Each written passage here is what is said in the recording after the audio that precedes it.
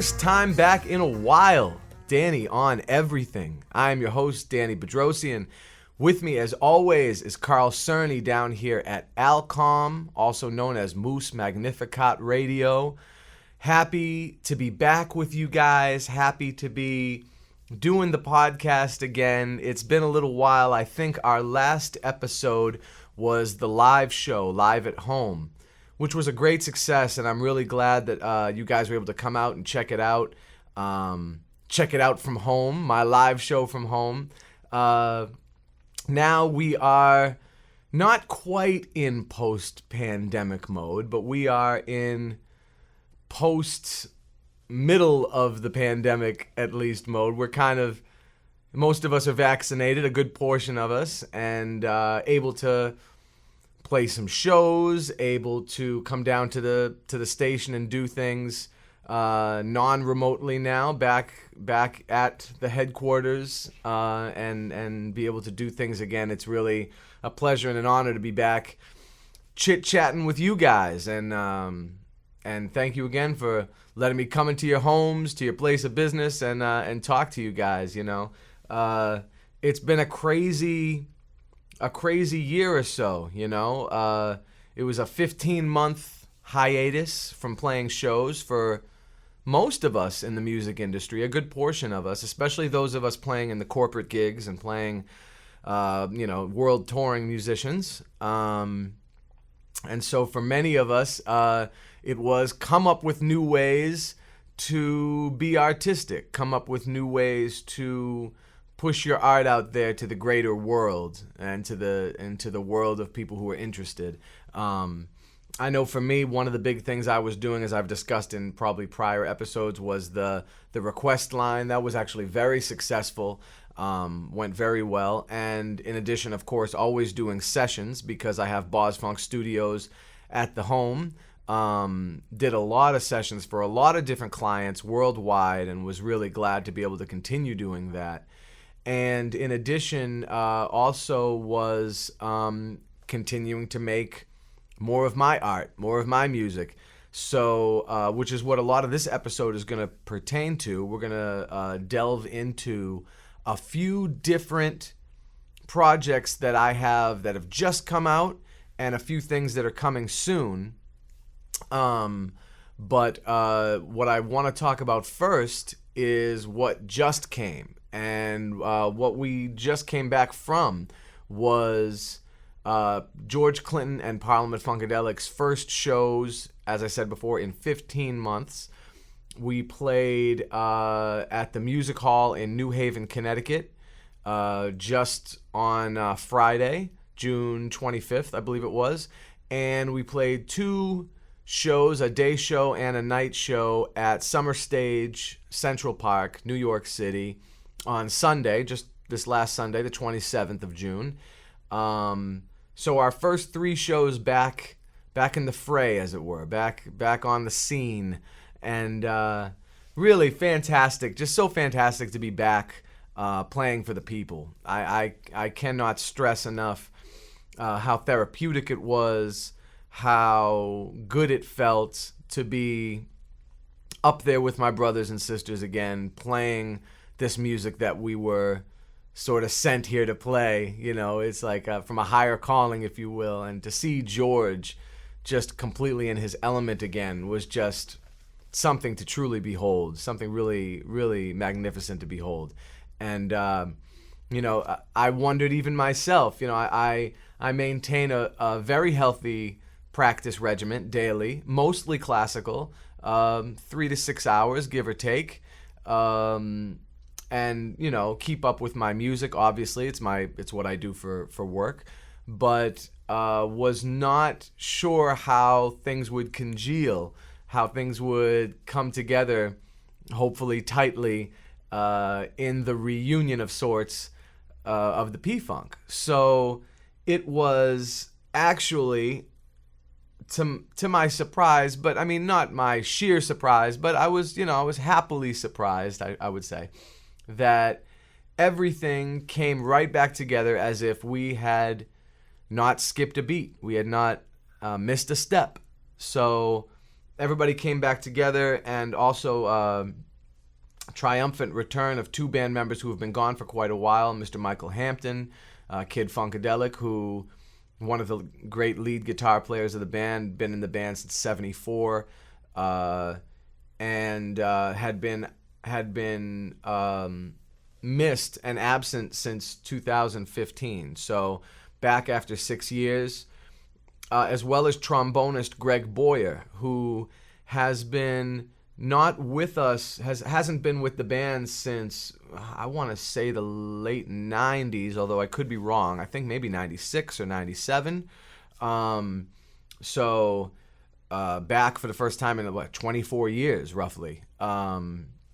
So having them back was also just a wonderful surprise, and we have some new members as well. We have Mr. Uche, who is a singer, backup and lead singer with us, who's actually a finalist placed in American Idol, who was actually an American Idol contestant. And I think his focus is kind of funk and soul. And so George, I don't know really how George found him, but we've known him for a little while. And he came into the fold and mixed in really well. We did a really cool rendition of You and Your Folks, Me and My Folks from the Maggot Brain album with Mr. Uche singing lead, which was really cool. And, it was, as I was getting back to before, not knowing how things would come back together, it being so long, it being over a year, George called a rehearsal at soundcheck. This is some inside stuff, but George called a rehearsal during soundcheck, a nice 2.5 hour rehearsal, getting down to business.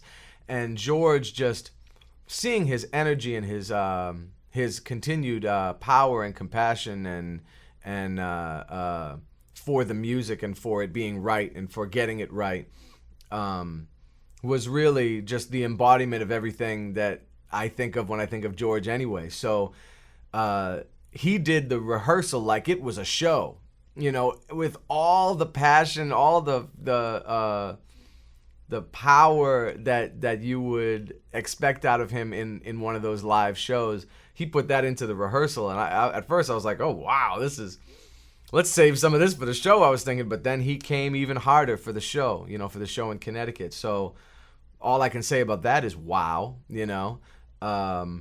I guess he was as ready as the rest of us to bring it on back. And in addition, PTV for the People, which is run by George's wife, Carlon. She filmed, as usual, I think all 3 of the shows, if not at least 2. And she has a really cool, unique way of filming. It's not just like seeing an audience mix or seeing an audience point of view.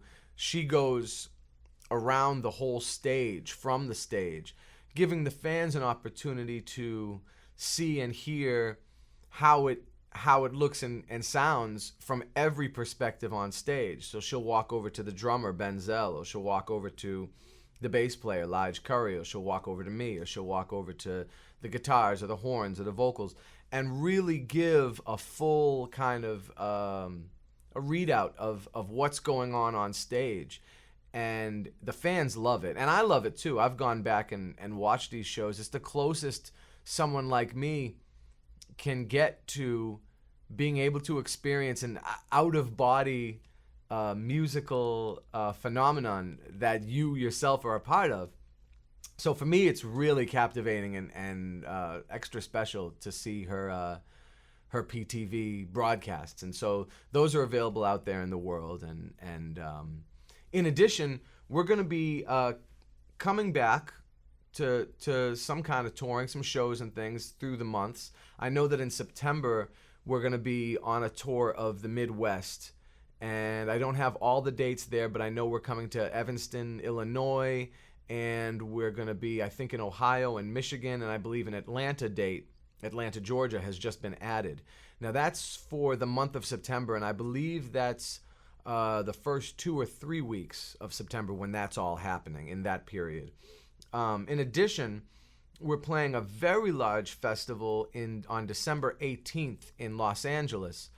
Huge lineup of, it's really a veritable who's who of G-funk, classic funk, R&B, soul, everyone from Al Green to Snoop Dogg to Ice Cube to 50 Cent to us, P-Funk, War, the Stylistics, the Dramatics, the Delphonics, Cameo, Zap, you name it, Warren G.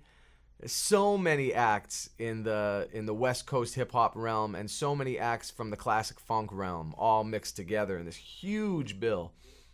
December 18th, that is, and that's going to be really great. And we're going to be having Danny on Everything episodes between now and then, so I'll be able to detail these again for you guys, and also give you the exact details on the dates in September in the Midwest and in the South. Again, some dates may be added in the interim, so I'm trying to just give a few details now and kind of give more concrete stuff as the months go by with further episodes. But happy to report that we will be doing more episodes now that the world is a little bit more opened up.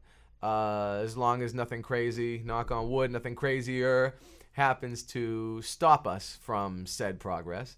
In addition to that, I will also be doing my classical shows. I've already started doing those again at the Chop House on the Bricks in Thomasville, Georgia, and did 2 weekends there already in June. And then I will also be doing the weekends of July 9th and 10th and July 16th and 17th, I believe. I also have 2 weekends in August and 2 weekends in October as of now. And we'll let you guys know of those in future episodes as well. If you're interested, you can always come back here to Danny on Everything. We'll give you the info. In addition, I'm going to be bringing my piano shows back to some of the other venues that I play in Tallahassee as well, so be on the lookout for that. And I will also be probably forming a quartet or a quintet to play some of the music off of a new album that just got released 2 days ago, I'm very happy to say, and it is an album by myself and the brothers Nalbandian, and it is Garmir Caramel, which is a brand new funk, soul, R&B album that I did with these two very, very talented producers, DJs, musicians from the Republic of Armenia, Vahan and Surin Nalbandian. And it's really one of my proudest achievements on record for sure, as far as recorded music goes, because it sounds incredible. The package is great. The production is great. I did all the vocals and a good portion of the keyboards, and then the brothers, they did a lot of the production, drums and bass and some of the keyboards as well. And it's 7 songs. Super high quality, like I said.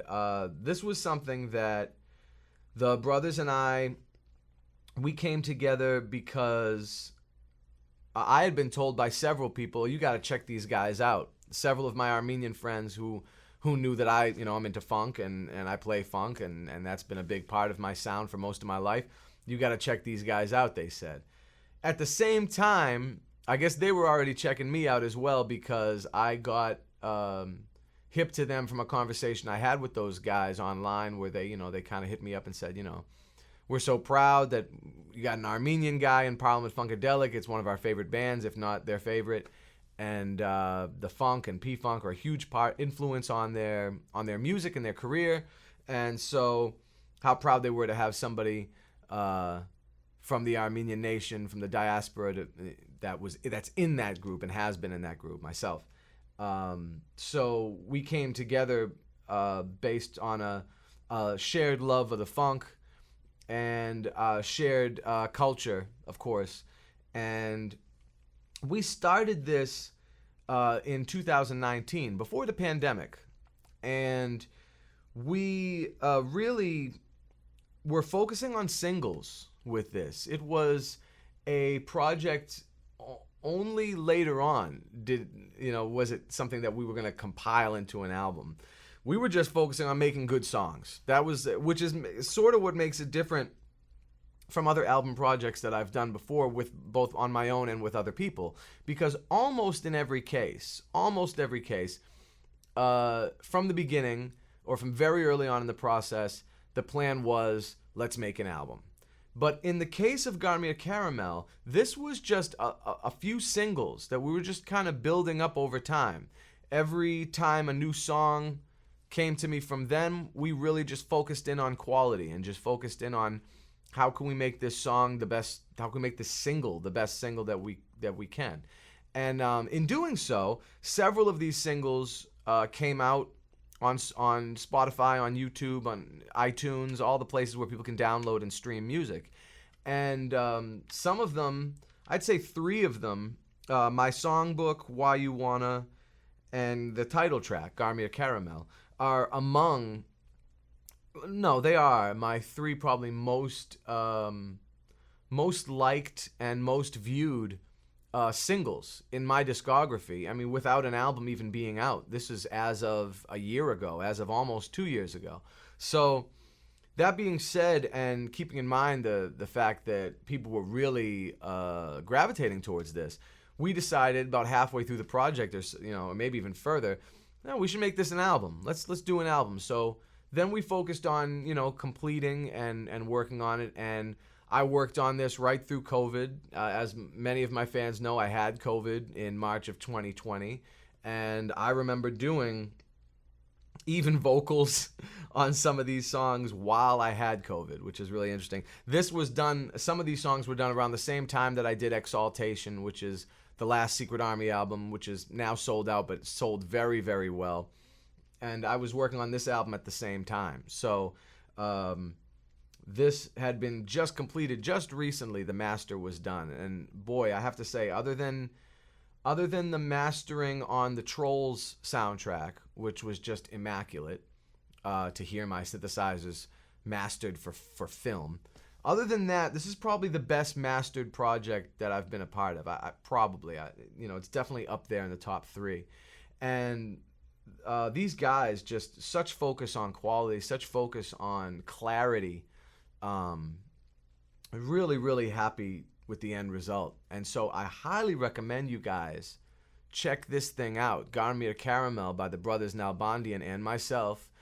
And you can get it by sending $25 domestic or $30 international. I dropped the international prices just recently because this is kind of a international heavy sort of crossover album, it being recorded in the Republic of Armenia and in America. So $25 domestic or $30 international to my PayPal, which is at info@DannyBedrosian.com, or Cash App, which is $Daniel Bedrosian, or Venmo, which is at Daniel Bedrosian. So you can get it at any of those places. And in addition, if you get this and the comic book, which we're going to talk about after the break, my new comic book, Sons of the Sun, issue number 2, if you get both of them, it's for a limited time price now of only $40 to all the same pay sites. And that saves you $5 or $10 on purchasing them separately if you were intending on getting them both. And since this came out and I started that deal, 95% of my sales have been the package deal. So although this is brand new and the comic is pretty new, the comic is selling out fast. So if you want to get that package, I would suggest you do it while the getting is good, before it is sold out completely. So I definitely want you to check this out. And we're actually going to play a song from this album, from the new Garmir Caramel album by the brothers Nalbandian and Danny Bedrosian. The song's called Why You Wanna. And it is one of the singles that we released for, during the pandemic time, a year or so ago. And it's the highest, it's the most played, most listened to of the singles on the album, and it might be my most played song of all time, at least on YouTube standards. So I want you guys to check it out right now. It's called Why You Wanna by the brothers Nalbandian and Danny Bedrosian from the new album Garmir Caramel. You are experiencing, watching Danny on everything.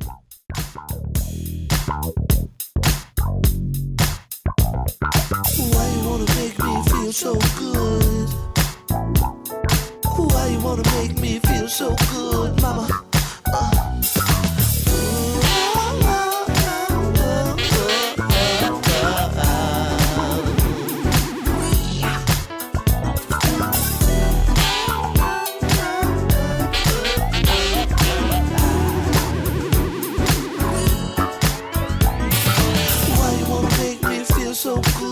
mama. You make the time away feel like 1,000 eternity. Why you wanna make me feel so right, baby?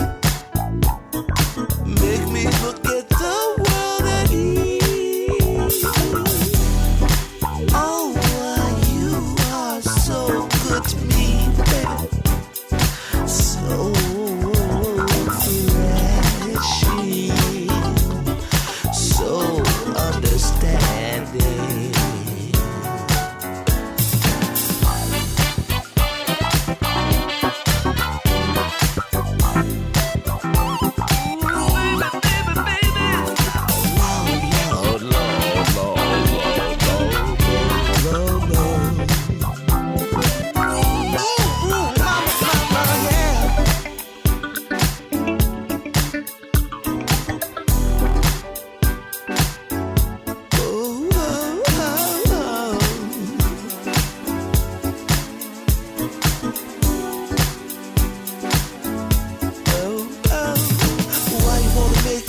So great, baby.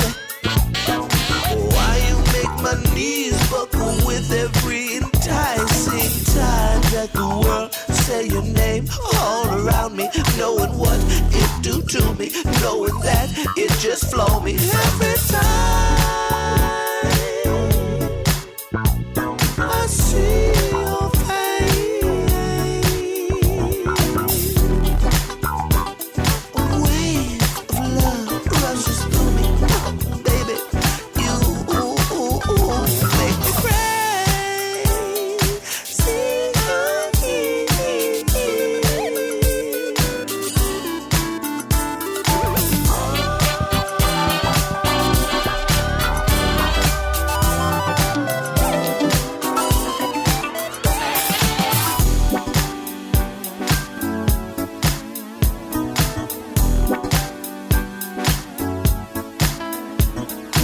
Why you wanna make me feel so just good, baby. Just good, baby, baby.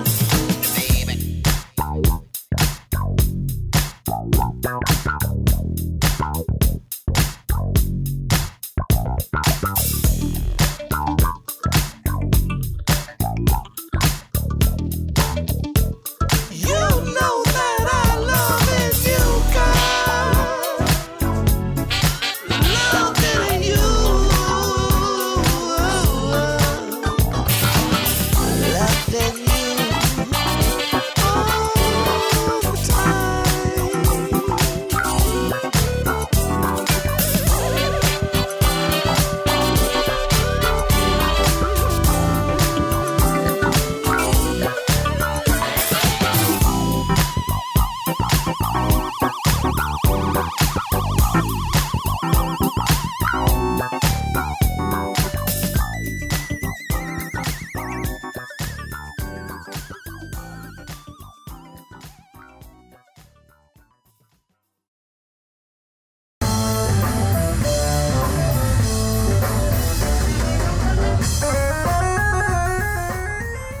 We are back, Danny, on everything. You just heard Why You Wanna from the new album Garmir Caramel. Just came out 2 or 3 days ago, you guys. Pick it up. Brand new. It's already selling really well. And as I said before the break, we're also selling it along with the new comic book. You know, for a special deal, you can get $40 for both for a limited time. And this is the new comic book, Sons of the Sun, issue number 2. So glad to have been a part of this, to have done this, to have put this out. Several people who were instrumental in helping make this happen that I have to just give a shout out to right now. First and foremost, the artist of this project, as I said, I think in the first comic book episode that we talked about with issue 1, when we detailed issue 1, my plan was to use a different artist on every issue. So on this issue, I used an artist who I actually grew up with, Steve Grezik. We went to school together since we were little kids. He's a couple years younger than me. I noticed online that he did that he did art. I had no idea that he did art, and more specifically comic book art and cartoon style. He's a real cartoonist. So with that being in mind, I contacted him immediately. I said, Steve, I didn't know you did this. Is incredible. Your stuff is awesome. And he had a few different styles, and I really liked that. I usually look for a versatile artist, someone who isn't just subject to one bag or one box or one way of thinking. And he really had a few really cool ways of showcasing his art, and I loved it. And he likes a lot of the same stuff. We both are into Marvel Comics, X-Men, Jack Kirby, Ninja Turtles, and a lot of the same kind of stuff. Image Comics in the 90s, and we grew up in the same kind of era of comic books. So that was kind of an interesting difference between Robert Iman, who's also brilliant artist who did the first issue and who hails from the Netherlands and really gave a kind of European sensibility to the first issue. This feels a little bit more American, at least as far as American comic books. The size is a standard American comic book size, which is a little different from the first issue. The first issue was a little bit oversized, a little bit more similar to the comics you see in Belgium or France or the Netherlands, a little bit larger sized.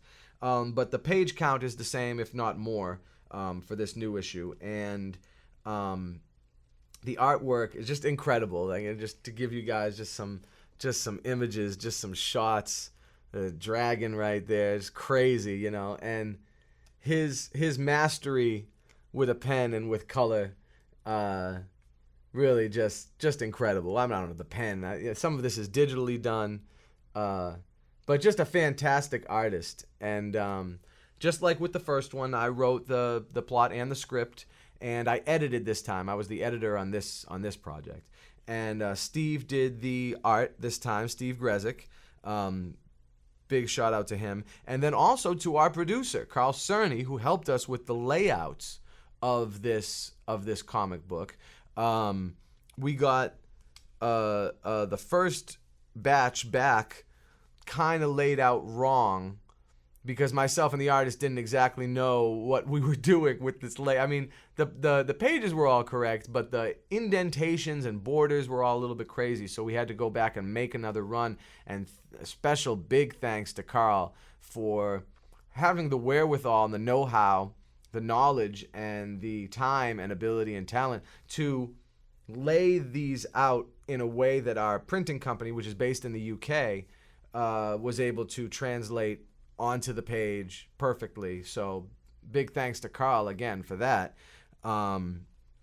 It is, as I was saying before, it can be part of a $40 package. If you buy the Garmir Caramel album, you can get these both together for the $40, sending to the same places. PayPal at info@DannyBedrosian.com, Cash App at $Daniel Bedrosian, or Venmo at Daniel Bedrosian. Or you can get it as a standalone. It's going for $25 domestic or $35 international. But you save a few bucks in general if you get it with the album. It's been selling very well. We've been mostly doing online sales, and I've noticed, probably because of the pandemic, or very likely because of the pandemic, the online sales have gone up about 8% generally across all my products. So that's noteworthy as opposed to the first issue, where a larger percentage were sold at shows. Now, we don't have a lot of shows these days, but they're selling at the few shows we have as well. And it's really something I'm very proud of. And for those who don't have the first issue sold out physically, issue number 1. But we do have digital copies, and the digital sales have gone up quite a bit since number 2 came out. People who want to get number 1 as well. And we're selling that digitally for $20 across the board, just $20 to get the digital copy of issue number 1. And it looks gorgeous. The digital copy looks maybe even better than the physical copy. So I highly recommend that if you're looking for issue 1. That being said, you do not need to read issue 1 to understand issue 2. As of now, both issues are completely self-contained stories that are not dependent on you reading anything else to understand either or. So, however, with issue 3, you will probably need issue 2 to understand issue 3. And the cool thing about issue 3 is that it's actually going to bring together both artists, Robert Iman and Steve Grezik, with myself, where they're going to be sharing the art duties. And that's going to be really fun to see the collaborative effort between these two genius artists. I really can't wait to see that. But we've already started plotting issue number 3, so that's well on its way. Issue number 2 deals with, much like we talked about, if you're interested in this kind of stuff, I highly recommend you watch the comic book episode that we did some months back of Danny on Everything, along with Travis Thigpen, where we talked comics, and we talked specifically issue number 1 of this book, Sons of the Sun. Issue number 1 dealt with Haik Nahapet, which is like the sort of progenitor of the Armenians, mythologically speaking, supposedly the first Armenian, if you will, the father of the race, if you will.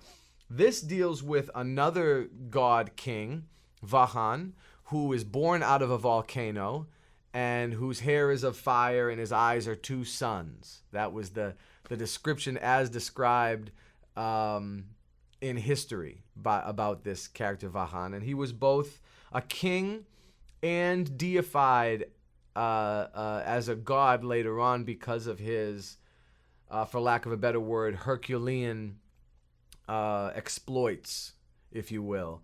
The mythology surrounding him was born out of his great abilities as a human. But he reigned, it is believed, around 800s BC.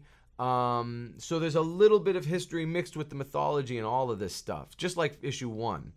And we've also incorporated much of his character, much of the things that make Vahan who he is, his fiery birth at Mount Nemrut, which is also a mountain that figures in the first issue. However, it's not something you have to necessarily know to read and understand issue 2. And his battling of dragons, his taming of dragons, if you will, which is also heavily discussed in the mythology of Vahan throughout the ages. And his battling against King Ninos of Assyria, who is a also semi-legendary king. And it kind of, without giving away too many spoilers, kind of sets up the battle between Vahan and another great creature, Barsham, who is this Assyrian monster giant. We've sort of figured him to look much like the griffins in Assyrian architecture, Assyrian sculpture, Assyrian art. And he has been described as such, several times. But it's sort of a battle between those two characters. And it's really some fantastic... There's actually an image I want to show from the back here, just kind of detailing, the two of them, their exploits, sort of what they look like, the iconography of those two characters. And, of course, an advertisement for Garmir Caramel on the back there, just kind of getting people ready for that. But it's a great read. It's a good, long comic book. It is... As the artist Steve Grezik himself said, one of the best looking and feeling comic books he's ever seen. It's, we spared no expense on the paper style and the gloss and all that kind of stuff. It really looks and feels fantastic, and sure beats the Baxter paper that Gen Xers like me grew up on. So it's definitely nice and glossy. And as of now, there are some stores carrying it. Notably, just to do a shout out to our local Tallahassee people, Fallout Comics is carrying it, and just to give them a little love, it's probably the most inexpensive place you can get the book. So if you are local and you're looking for this book, you can get it there for a limited time. And we're also looking to distribute further to other stores all over the country and possibly all over the world. I have relationships with, from my touring time with George Clinton and Parliament Funkadelic, relationships with stores as far away as Australia and the UK and France and and all over the place. So all over the U.S. especially. So we're going to try to get it in some stores too. But right now we're focusing mostly on the mail order and some show sales and just a small smattering of store sales. So it's been really, really good. But like I said, you can get it today. And that, like I said before, the album just came out, but the comic book's been out for a little while now. So if you're interested, if you think this is something you may want, I highly recommend you get it now, because the books are selling fast, and there is a limited run of them, and you will get a handwritten number on your comic to show you exactly which number you have in this limited run. And unlike music, which sometimes increases in value over time, I can actually make a few examples of a few of my albums where we made such small runs that the value on places like eBay and Amazon is gargantuan in relation to what a CD usually costs. But that has to do a lot with demand and with the amount of copies that were made. With comics, there's almost always a good chance that with an extremely limited run that the value will increase. So if that's the kind of thing you're into, if you're one of these speculators, you can always, it is something that will increase in value over time due to its extremely limited nature and the niche aspect of the thing.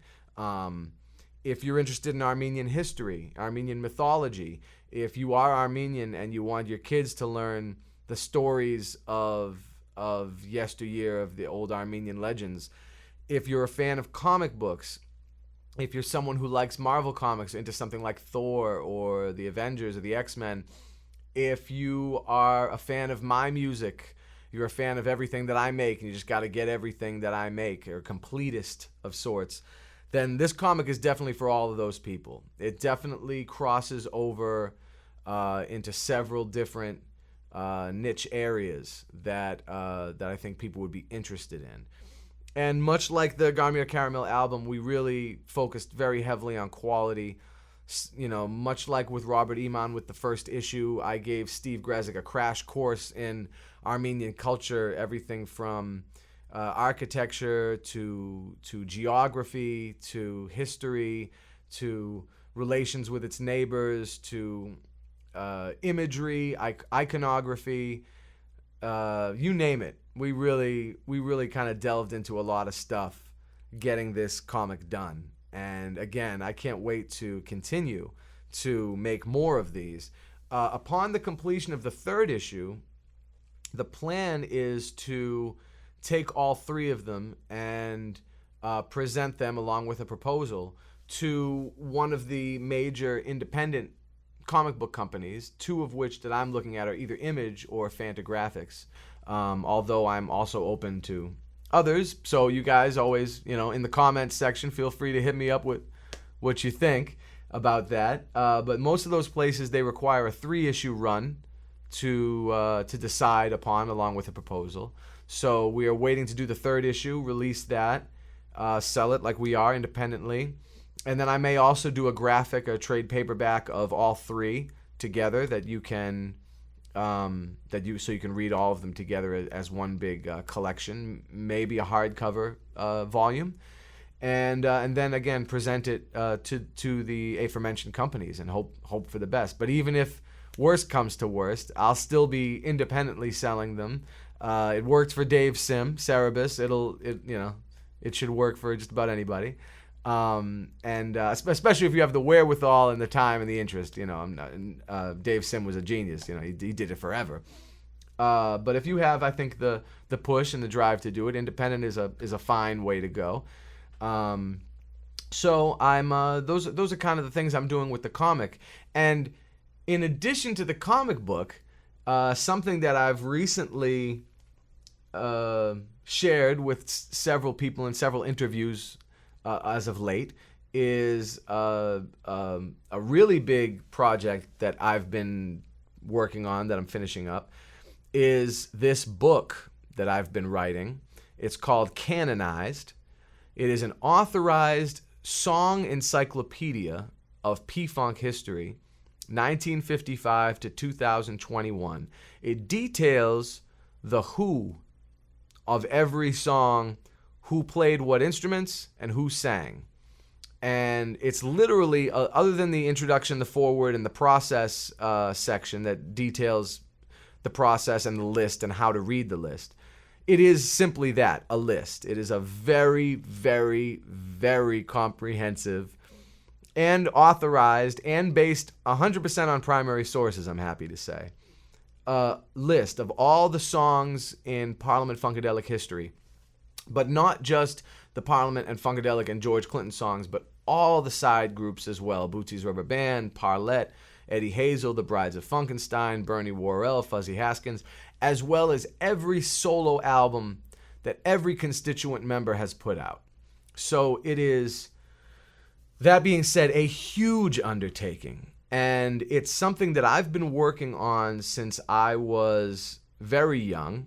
I'd been compiling these lists since grade school, and I have over time interviewed a vast amount of band members, many of whom are no longer with us, like Bernie Worrell, Gary Scheider, Cordell Boogie Mossoon, Belita Woods, George E. Clinton III, Malia Franklin, several people that we don't have with us anymore that I was able to speak to at the time when they were still around, as well as many that we're blessed to still have.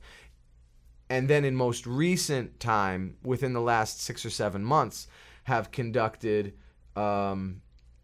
somewhere around 50 plus interviews with almost 50 band members. You know, I did a few interviews with some of them, like George, and covering almost 60, maybe 60 plus at this point, hours of interviews with primary sources, getting the exact information down, every song, who played on them, who sang on them, and really covered a vast swath of band members, past, present, ex-members, ex-staffers, people that were involved, as well as delving into everything from session sheets to liner notes to ascertain the correct information. Now, the reason for writing this book is kind of threefold. For one, as a band member, myself, I have been miscredited or uncredited, especially on live albums that were imports, where they would just pull an old rider and list the band members that were on that rider from 1998, but the album's from 2008, you know, and everybody's listed wrong. And my bandmates, especially those who've been in the group 30, 40 years, they've been miscredited or uncredited a million times. So this was in a lot of ways for them, for us, so that the truth can be sort of seen and read and understood. The second reason is really as an academic tool, because I really see this book as being not just in bookstores and libraries, but also being in university libraries and used as a textbook for ethnomusicology classes, for American history, music history classes, for African American music history classes, African American cultural studies. This would be big at the music schools, at the HBCs, really any state school, really any school that is trying to help preserve and document information on something as vast as this. And the third reason is segueing into how vast it is to sort of make younger fans, and maybe even just people who are casually associated with P-Funk but never really delved into it so super deep, understand the vastness of this cultural phenomenon. And it's been going on for 66 years now, so it's the longest, I've said this before, the longest running American popular music band of all time. And the discography, I can tell you, I'm detailing over 700 releases. Most of those are albums. Some of them are singles, but a good portion, 90% of those, are albums. So somewhere between, 575 and 675 albums over a huge period of time, and trying to get people to understand this is a huge thing. This is bigger. I challenge anybody to tell me an act that has a larger discography than that has a longer history than that, other than maybe orchestras, or an occasion, possibly some gospel groups. Other than those, there's really it has no parallel in popular music. So to me, it's a huge undertaking, of course, but labor of love. And, upon starting it, when I finally said, okay, I'm going to type this, I'm going to do this, I sat there saying to myself many times, what am I doing? What am I getting myself into? Because it is the most massive undertaking that I've ever done. And I've done some pretty big things. This is by far the biggest. As of now, it's 530 pages, and it's a massive volume. And I do have an agent that's helping me secure a publishing deal because we really want to do a big national or international release with this. Again, much like the comic book, if that doesn't work out to my liking, I still will go independent if need be, because I've been a very successful independent artist pretty much my whole career. So if I have to do that, I will. But I first want to try it the corporate way and try to get some major publishing with this. And so far, so good. The people who I have shown it to are extremely excited about it. My agent's only qualm was that, don't make sure it's not too many words. So, and we'll probably detail, I'm sure we will, detail an episode about the book, either upon its release, which is slated for 2022, or even before, just to kind of give people a taste of what it's about to be. But I had to talk to you guys about this. P-Funk fans are clamoring for it. And it is the kind of thing, if you go on the P-Funk Facebook group pages, there's hundreds, believe it or not. A big part of the discussion, a big part of the discourse is, hey, this guy played on this. No, it was this guy. And debate and discussion and revelation and sometimes misinformation. So this book is such an important tool for the diehard fans, such an important tool for musicologists, such an important tool in general, and just a little background on it, just to give you an idea, I did almost 12 hours, if not more, of interviewing with George Clinton himself specifically. And, I think the first 8 hours we spent on the first 15 years, which is probably the least documented part of the history, because in that time, a lot of stuff was the singles market, and you can only fit so much information on the front of a 45. You're not going to say everybody who played on a 45, on a record. So, on a little record at that. So, this is some of the information. And also, that's the time when the most amount of people involved at that time are no longer with us, the 50s, the early 60s. So, it was really important that I got some good primary sources from that. Of course, the primeval of those primary sources being George himself. And just to give people an idea, this man's memory is impeccable. I couldn't believe what he remembered. And this is knowing he has a good memory, having worked with him for 20 years, knowing already he has a good memory, but he could only not remember 2 of the sessions out of the hundreds or maybe more sessions that I asked him about. There was only 2 that he couldn't remember all the names. And then last weekend in New York, I asked him about those 2 again, and he was able to remember most of the names. So really, everything I asked him, going all the way back to 1955, 56, to acetate records that were recorded, a cappella. He remembers everything. Every session, who played on it, where it was, all the backup singers. It was crazy. So, really just really fascinating to and great to see such a memory, such a huge career, and still able to remember all of those details. And just a huge thanks to all the guys and ladies that I interviewed. Huge cross section of the P-Funk, some of the most important members from the history of P-Funk that were able to do phone and in-person interviews with me. Those primary sources, as someone who is an historian who studied history in school, those primary sources are vital, to an authorized historical monograph or list, So that being said, I want people to look out for that because it's a big deal. I think it's going to be called Canonized, and then the smaller name, the Authorized Song Encyclopedia of P-Funk, 1955 to 2021. And again, very proud of it. I hope you guys check it out. And again, check out the comic book. While you're waiting for that massive volume to come out, you can get the comic book. You can get